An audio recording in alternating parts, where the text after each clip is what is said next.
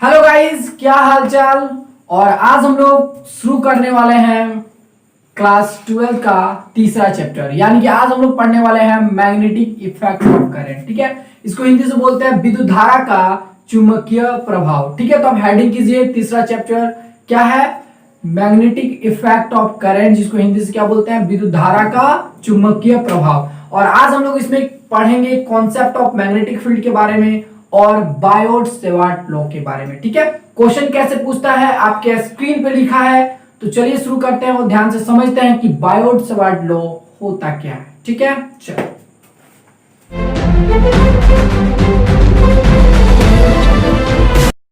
तो चलिए हम लोग ध्यान से समझते हैं कि magnetic effect of current chapter को। ठीक है, तो सबसे पहले हेडिंग कर लीजिए, क्या लिखना है ब्रो? मैग्नेटिक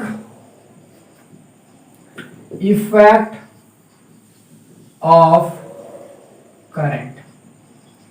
तो मैग्नेटिक इफेक्ट ऑफ करंट को इंग्लिश क्या बोलते हैं? विद्युत धारा का चुंबकीय प्रभाव। ठीक है, तो सबसे पहले मैं बात करूंगा कि एक साइंटिस्ट था जिसका नाम था ऑस्टेड। क्या नाम था? ऑस्टेड। यानी कि ऑस्टेड एक साइंटिस्ट का नाम है जिसने 1820 ईस्वी को यह बताया कि जब किसी तार से धारा प्रवाहित किया जाता है, यानी कि जब किसी तार से करंट फ्लो करता है तो उस तार के चारों तरफ एक मैग्नेटिक फील्ड डेवलप्ड हो जाता है। ठीक है, ये कौन बताया था? ऑस्टेड ने सबसे पहले बताया था। कब? 1820 ईस्वी को। ऑस्टेड ने कहा कि जब किसी तार से धारा प्रवाहित की जाती है, जब किसी तार से धारा प्रवाहित की जाती है तो इसके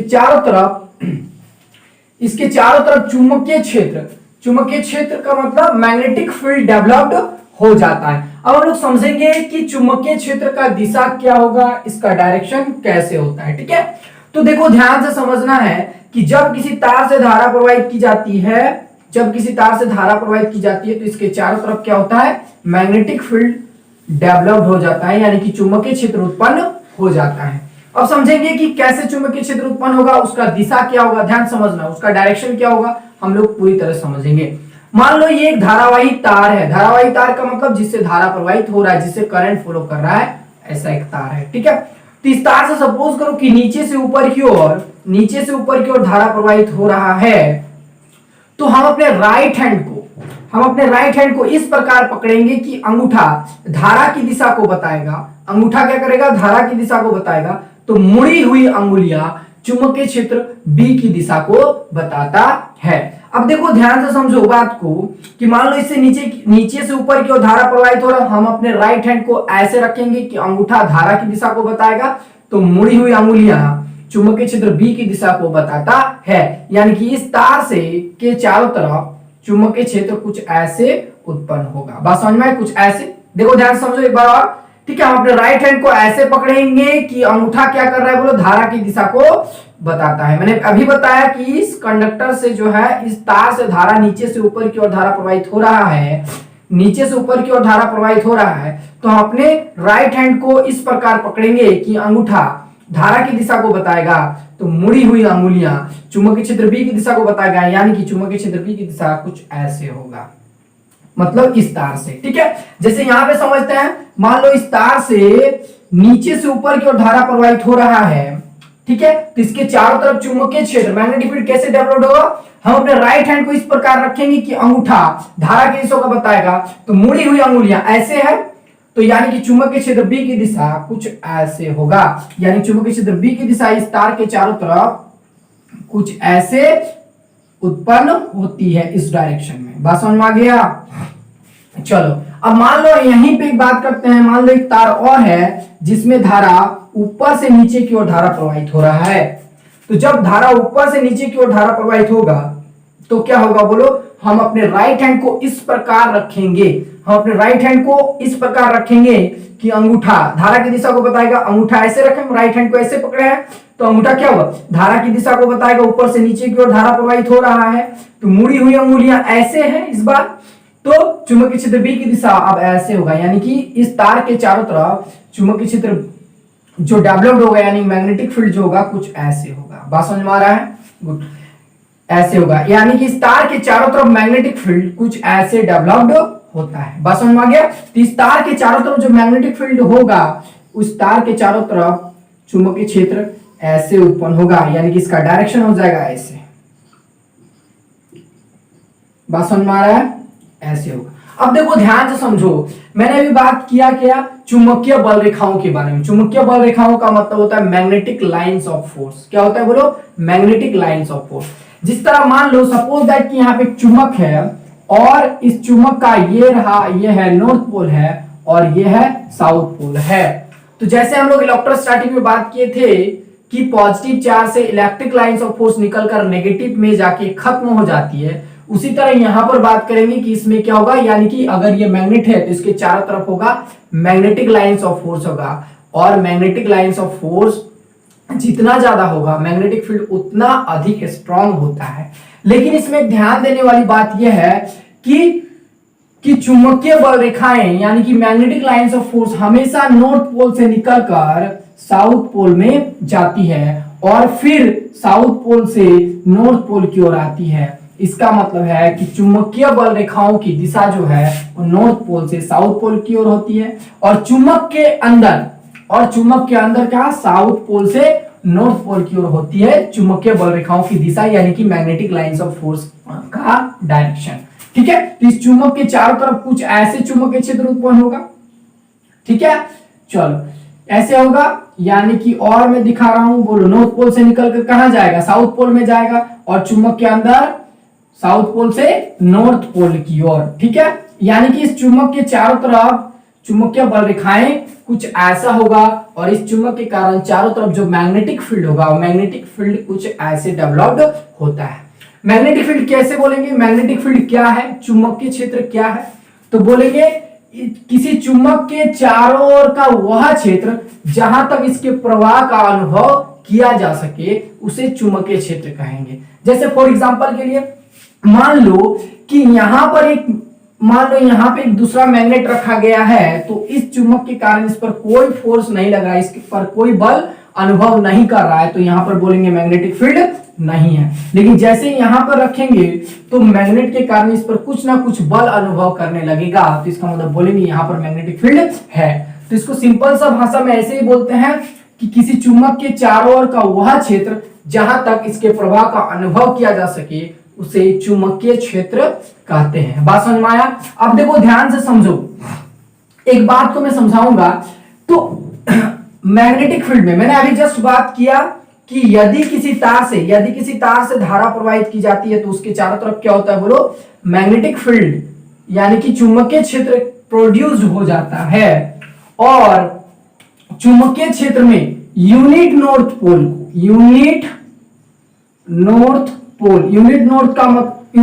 पोल का मतलब होता है एकांक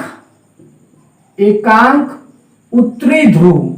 एकांक उत्तरी ध्रुव का मतलब चुंबक के नॉर्थ पोल का यूनिट मान मतलब जिसका वैल्यू 1 होता है उसको यूनिट बोलते हैं। बात समझ में आया?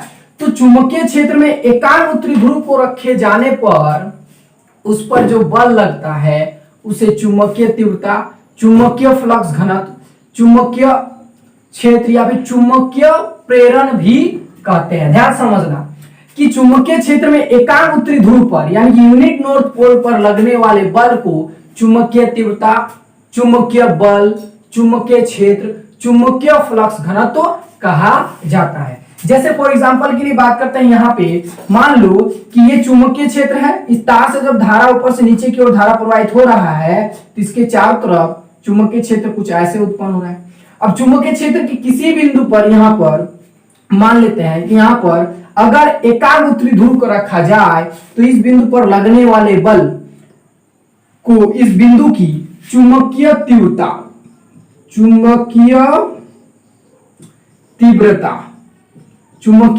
तीव्रता यानी कि मैग्नेटिक फील्ड इंटेंसिटी या फिर चुंबकीय क्षेत्र की तीव्रता, ठीक है, मैग्नेटिक फील्ड इंटेंसिटी, चुंबकीय क्षेत्र यानी कि मैग्नेटिक फील्ड, चुंबकीय फ्लक्स घनत्व, चुंबकीय फ्लक्स, चुंबकीय फ्लक्स घनत्व, और चुंबकीय फ्लक्स घनत्व को बोलते हैं magnetic flux density, magnetic flux density. और बोलेंगे चुंबकीय बल, एक होगा क्या बोलेंगे, चुंबकीय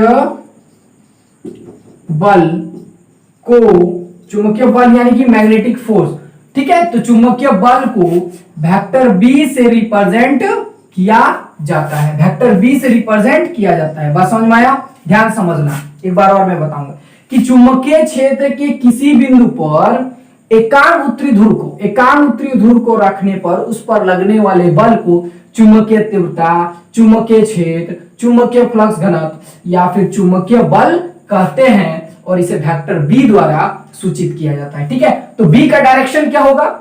बी का डायरेक्शन होगा कि चुंबकीय क्षेत्र के किसी बिंदु पर खींची गई स्पर्श रेखा चुंबकीय तीव्रता, चुंबकीय क्षेत्र, चुंबकीय फ्लक्स घनत्व या फिर चुंबकीय बल की दिशा को बताता है। तो इस तार से धारा ऊपर से नीचे की ओर धारा प्रवाहित हो रहा है, तो इसके चारों तरफ चुंबकीय क्षेत्र ऐसे उत्पन्न हो रहा है। मैंने अभी जस्ट बात किया आप लोगों को मैंने अभी बताया कि अगर इस तार से ऊपर से नीचे की ओर धारा प्रवाहित हो रहा है तो हम अपने राइट हैंड को ऐसे रखेंगे कि अंगूठा धारा की दिशा को बताएगा, तो मुड़ी हुई अंगुली चुंबकीय क्षेत्र बी की दिशा को बताएगा, यानी कि इस तार के चारों तरफ चुंबकीय क्षेत्र कुछ ऐसे उत्पन्न होगा, यानी कि ऐसे ऐसे उत्पन्न होगा, ठीक है। और इस बिंदु पर खींची गई स्पर्श रेखा यानी कि टेंजेंट, इस बिंदु पर खींची गई स्पर्श रेखा ऐसे होगा, और तो इस डायरेक्शन में चुंबकीय क्षेत्र बी की दिशा होगा। और चुंबकीय क्षेत्र के किसी बिंदु पर अगर एकांक उत्तरी ध्रुव को रखा जाए, एकांक उत्तरी ध्रुव मतलब यूनिट नॉर्थ पोल, मतलब किसी चुंबक के नॉर्थ पोल के यूनिट मान को अगर रखा जाए तो उस पर लगने वाले बल को चुंबकीय तीव्रता, चुंबकीय क्षेत्र, चुंबकीय फ्लक्स घनत्व या फिर चुंबकीय बल कहते हैं, और इसे वेक्टर बी द्वारा सूचित किया जाता है। बात समझ में आया? अगर यहाँ पर चुंबकीय क्षेत्र की दिशा क्या होगा बोलो? चुंबकीय बल रेखा ऐसा है, तो इस बिंदु पर खींची गई स्पर्श रेखा वेक्टर बी का डायरेक्शन ऐसे होगा। बात समझ में आया? यहाँ पर अगर बात किया जाए तो इस बिंदु पर खींची गई स्पर्श रेखा ऐसे होगा, यानी कि चुंबकीय फ्लक्स घनत्व, चुंबकीय तीव्रता, चुंबकीय क्षेत्र की दिशा ऐसे होगा। इस बिंदु पर खींची गई स्पर्श रेखा ऐसे होगा, यानी कि चुंबकीय जो भी है चुंबकीय क्षेत्र में, यानी कि वेक्टर बी का डायरेक्शन ऐसे होगा। बात समझ में आया? अब इस तार के लिए बात करेंगे, ये वाला ऊपर से नीचे के लिए हो गया। अब ये वाला के लिए बात करते हैं। चलो मैं इसको फिर से ड्रॉ करूंगा, ध्यान से समझना है कि मान लो इस तार से धारा नीचे से ऊपर की ओर धारा प्रवाहित हो रहा है, तो जब नीचे से ऊपर की ओर धारा प्रवाहित होगा तो हम अपने राइट हैंड को इस प्रकार रखेंगे कि अंगूठा धारा की दिशा को बताएगा, तो मुड़ी हुई अंगुली चुंबकीय क्षेत्र बी की दिशा को बताएगा, तो चुंबकीय क्षेत्र बी का दिशा कुछ ऐसे होगा। बोलो, देख लो, ही मुड़ी हुई अंगुली आई है, देखो ध्यान से, ये है मुड़ी हुई अंगुली, ठीक है। चुंबकीय क्षेत्र की दिशा यानी चुंबकीय बल रेखाओं की दिशा ऐसे होगा। इस तार के चारों तरफ क्या होगा? ऐसे होगा, यानी इस तार के चारों तरफ चुंबकीय क्षेत्र और चुंबकीय बल रेखाओं की दिशा ऐसे होगा, ठीक है, ऐसे होगा। और इस बिंदु पर खींची गई स्पर्श रेखा चुंबकीय क्षेत्र की दिशा को बताएगा और उसको वेक्टर बी से रिप्रेजेंट किया जाता है। बात समझ में आया? इस बिंदु पर ऐसे बताएगा वेक्टर बी का डायरेक्शन, इस बिंदु पर ऐसे बताएगा वेक्टर बी का डायरेक्शन, ठीक है, और इस बिंदु पर वेक्टर बी का डायरेक्शन ऐसे बताएगा। बात समझ में आ गया होगा? गुड। अब देखो ध्यान से समझना बात को कि चुंबकीय तीव्रता, चुंबकीय क्षेत्र को वेक्टर बी से रिप्रेजेंट किया जाता है, और इसका मात्रक यानी कि यूनिट ऑफ वेक्टर बी यानी कि वेक्टर बी का जो यूनिट होता है वो होता है टेस्ला। क्या होता है? टेस्ला, ठीक है। इसका यूनिट क्या होता है? टेस्ला, और टेस्ला को कैपिटल टी से रिप्रेजेंट किया जाता है, ठीक है। तो चुंबकीय तीव्रता, चुंबकीय क्षेत्र, चुंबकीय फ्लक्स घनत्व का मात्रक क्या होता है? टेस्ला होता है, और इसको कैपिटल टी से रिप्रेजेंट किया जाता है। बात समझ में आ गया होगा? तो ऑस्टेड ने सबसे पहले 1820 ईस्वी को ही बताया कि जब किसी तार से धारा प्रवाहित की जाती है तो उसके चारों तरफ चुंबकीय क्षेत्र उत्पन्न हो जाता है। इसे ही विद्युत धारा का चुंबकीय प्रभाव कहते हैं। विद्युत धारा का चुंबकीय प्रभाव यानी कि मैग्नेटिक इफेक्ट ऑफ करंट का मतलब यही है कि जब किसी तार से धारा प्रवाहित की जाती है तो उसके चारों तरफ अपने आप क्या होता है, एक चुंबकीय क्षेत्र डेवलप्ड हो जाता है। बात समझ में आया। अब हम लोग बात करेंगे बायोट-सेवार्ट लॉ के बारे में। किसके बारे में बात करेंगे, बायोट-सेवार्ट लॉ के बारे में। और ये जो क्वेश्चन में पूछता है डेरिवेशन इसका किस टाइप से पूछता है और कैसे पूछता है, आपके स्क्रीन पे लिखा होगा क्वेश्चन, तो ध्यान से आप लोग पहले नोट कर लीजिएगा और हेडिंग कीजिए क्या, Biot-Savart law. Biot-Savart law, Biot-Savart law को शॉर्ट में बोलते हैं BSL लॉ। क्या बोलते हैं बोलो, BSL लॉ। बात समझ में आया। देखो बायोट-सेवार्ट लॉ को ऐसे भी बोला जाता है कि किसी धारावाही तार के कारण चुंबकीय क्षेत्र के व्यंजक को प्राप्त करें। ठीक है, किसी धारावाही तार के कारण चुंबकीय क्षेत्र के व्यंजक को प्राप्त करें। ठीक है, इंग्लिश से ऐसे बोलते हैं, find the derivation of magnetic field intensity near of the charge current carrying conductor. बात समझ में आया, करंट कैरिंग कंडक्टर। तो बायोट-सेवार्ट लॉ में क्या करते हैं, टेढ़ा मेढ़ा तार लिया जाता है और टेढ़ा मेढ़ा तार के चारों तरफ क्या करना है, चुंबकीय क्षेत्र बी के व्यंजक को प्राप्त करना है। ठीक है, यानी कि फाइंड आउट करेंगे। ठीक है, तो बायोट-सेवार्ट लॉ ध्यान से समझना। मान लो एक टेढ़ा मेढ़ा मेरे पास तार है और इस तार को हम AB बोलते हैं। ठीक है, एक टेढ़ा मेढ़ा तार क्या है, AB है और इस तार से I धारा प्रवाहित हो रहा है। कितना धारा प्रवाहित हो रहा है, I धारा प्रवाहित हो रहा है। और इस तार के एक छोटे से भाग DL पर विचार करते हैं। ठीक है, इस तार के एक छोटे से भाग DL के मध्य बिंदु, इस तार के एक छोटे से भाग DL के मध्य बिंदु O से R दूरी पर एक बिंदु P है। यहां पर एक बिंदु P है जहां हमें चुंबकीय क्षेत्र के व्यंजक को प्राप्त करना है। चुंबकीय क्षेत्र के व्यंजक को प्राप्त करना है, यानी कि मैग्नेटिक फील्ड इंटेंसिटी या फिर मैग्नेटिक फील्ड के डेरिवेशन को क्या करना है, फाइंड आउट करना है। समझ में आया। तो क्या लिखना है, माना कि लैंग्वेज में कैसे लिखना है, देखो आंसर में, अब आंसर में लिख सकते हैं आप लोग। क्या लिखा गया, लिखना है माना कि एक तार AB है और इस तार के एक छोटे से भाग DL के मध्य बिंदु O से R दूरी पर एक बिंदु P है जहां हमें चुंबकीय क्षेत्र के व्यंजक को प्राप्त करना है। बात समझ में आया। चलो मान लेते हैं माना कि P बिंदु पर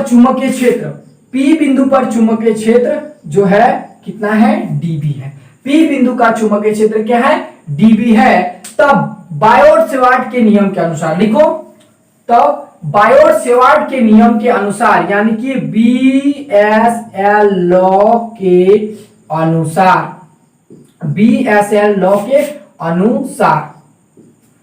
देखो ध्यान समझ लो, BSL लॉ के अनुसार ध्यान से समझना बात को। मैं बता रहा हूं क्या, माना कि एक तार AB है और इस तार के एक छोटे से भाग DL के मध्य बिंदु O से R दूरी पर एक बिंदु P है जहां हमें चुंबकीय क्षेत्र के व्यंजक को प्राप्त करना है। फिर लिखना, माना कि P बिंदु पर चुंबकीय क्षेत्र DB है, यानी कि P बिंदु पर जो चुंबकीय क्षेत्र है वो P बिंदु पर चुंबकीय क्षेत्र कितना है बोलो, DB है। P पॉइंट का चुंबकीय क्षेत्र DB है और हमें P पॉइंट पर क्या करना है, चुंबकीय क्षेत्र B के व्यंजक को प्राप्त करना है। और बायोट-सेवार्ट लॉ के अनुसार बायोट-सेवार्ट लॉ क्या कहता है, ध्यान समझना। बायोट-सेवार्ट लॉ कहता है कि P बिंदु पर, पहला बोल रहा है, देखो ध्यान समझना कि P बिंदु पर चुंबकीय क्षेत्र कितना है, DB है। तो P बिंदु पर चुंबकीय क्षेत्र इस धारावाही तार से बहने वाली धारा I के समानुपाती होता है। दूसरा केस में बोल रहा है कि P बिंदु पर चुंबकीय क्षेत्र DB इस तार के एक छोटे से भाग DL के समानुपाती होता है। अब थर्ड नंबर में ध्यान समझना, थर्ड नंबर में मान लो ये करंट का डायरेक्शन है।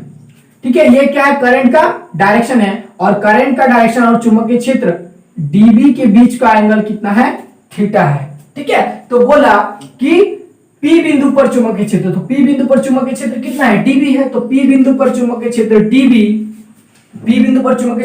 DB, ठीक है, साइन थीटा के समानुपाती होता है। किसके समानुपाती होता है, साइन थीटा के समानुपाती होता है। चौथा नंबर में बोला कि P बिंदु पर चुंबकीय क्षेत्र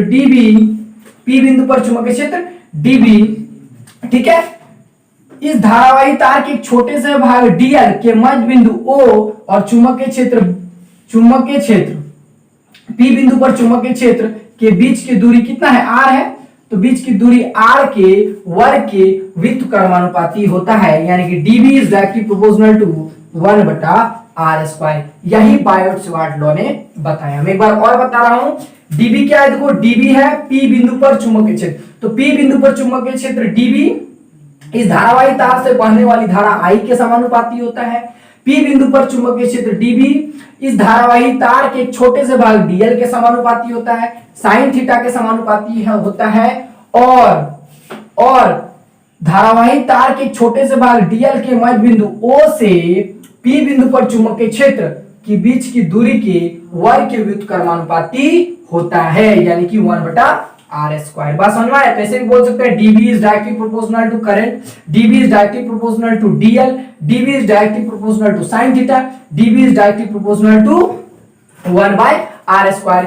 यही बायोट-सवार्ट ने बताया। ठीक है, इसको एक साथ लिखेंगे, इसीलिए देखो ध्यान समझना, इसीलिए dB is directly proportional to idl sin theta और बाय r²। सबको एक साथ में लिख दिए, idl sin थीटा और बाय r²। ठीक है, जब प्रोपोर्शनल को साइन हटाएंगे तो क्या लगेगा, एक कांस्टेंट लगेगा, और कांस्टेंट के रूप में क्या दिए, बोलो k दिए, तो k idl sin थीटा और बाय r²। ठीक है, एसआई सिस्टम में ध्यान समझना, एसआई सिस्टम में k इक्वल टू होता है, ठीक है, एसआई सिस्टम में k इक्वल टू μ0/4π, k का वैल्यू होता है μ0/4π।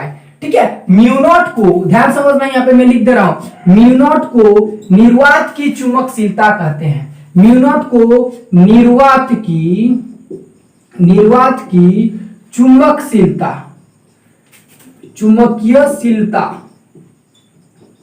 चुंबकीयशीलता कहा जाता है। ठीक है, μ0 को क्या बोलते हैं, निर्वात की चुंबकीयशीलता कहा जाता है, इसको इंग्लिश से बोलते हैं परमेबिलिटी ऑफ फ्री स्पेस कहा जाता है। क्या कहा जाता है, बोलो, परमेबिलिटी ऑफ फ्री स्पेस, जिसका वैल्यू यानी कि μ0 का वैल्यू होता है, μ0 इज इक्वल टू होता है 4π, μ0 इज इक्वल टू होता है 4π इंटू 10⁻⁷ वेबर पर एम्पियर और पर मीटर होता है। मैं एक बार और बता रहा हूं, जहां k एक समानुपाती नियतांक है, एसआई पद्धति में यानी कि एसआई सिस्टम में k इक्वल होता है μ0/4π। क्या होता है, बोलो, μ0/4π, और μ0 को निर्वात की चुंबकशीलता कहा जाता है, जिसको इंग्लिश से बोलते हैं परमिबिलिटी ऑफ फ्री स्पेस, जिसका वैल्यू होता है 4π इंटू 10⁻⁷ वेबर पर एम्पियर पर मीटर। बात समझ में आया?